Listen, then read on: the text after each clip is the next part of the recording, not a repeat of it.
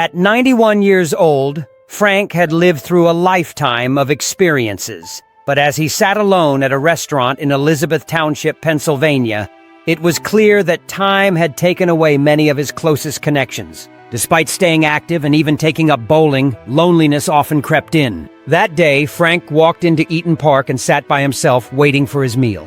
His server, Dylan Teetle, approached to take his order, and what started as a simple exchange turned into something much deeper. Frank apologized to Dylan, explaining that he had forgotten to wear his hearing aids and might not catch everything. But the two struck up a conversation, and soon, Dylan decided to pull up a chair and sit with Frank. What followed was a heartfelt exchange that neither of them would forget. Frank began sharing stories of his time in the war, recounting how he had lost his hearing during his service. His tales were filled with adventure and heartache, and as he spoke, tears welled up in his eyes. He wasn't just talking about his past. He was finally sharing pieces of himself with someone who was listening. For Dylan, the moment was equally moving.